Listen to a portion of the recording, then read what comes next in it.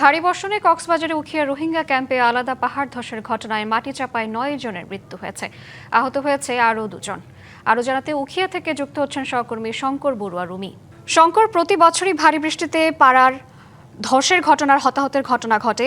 এবার কেন অবস্থার কোনো পরিবর্তন হলো না? প্রশাসন থেকে কোনো ব্যবস্থা নেওয়া হয়েছে কিনা এবং যারা আহত হয়েছেন তাদের কি অবস্থা?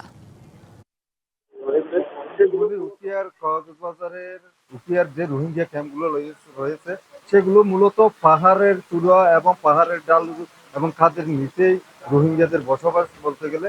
মূলত বর্ষার মৌসুমে ভারী বর্ষণ হলে সব রোহিঙ্গা কিন্তু এক প্রকার ঝুঁকিতে বলা যায়।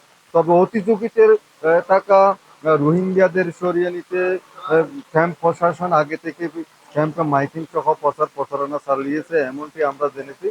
তারপরেও কিছু রোহিঙ্গা প্রশাসনের নির্দেশনা অমান্য করে তারা কিন্তু নিজেদের বসত করে অবস্থান করেন, ফলে এ ধরনের দুর্ঘটনাগুলো প্রতি বছর ঘটে থাকে। আর গতকালও কিন্তু মধ্যরাতের পর ভারী বর্ষণে কক্সবাজারের 15 নম্বর জামতলী ক্যাম্পে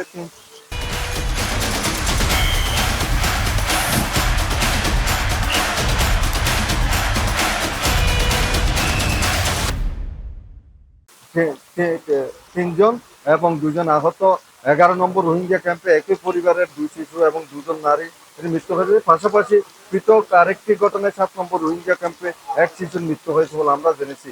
অন্যদিকে কক্সবাজার শহরের যে সাত্তারগুনা পাহাড় তুলে রেখে সেখানেও একজন রয়েছে। মূলত নির্দেশনা অমান্য এবং প্রশাসনের টেকসই কোনো পদক্ষেপ না নেওয়াই মূলত প্রতি বছর এই ধরনের পাহাড় ধসে ভারী বর্ষণে প্রাণহানির ঘটনা ঘটছে, এমনটি আমরা জানতে পেরেছি স্থানীয়দের কাছ থেকে। শ্রাবন্তী ছিল 11 নম্বর রোহিঙ্গা ক্যাম্প থেকে উঠিয়ার সর্বশেষ তথ্য। ধন্যবাদ আপনাকে।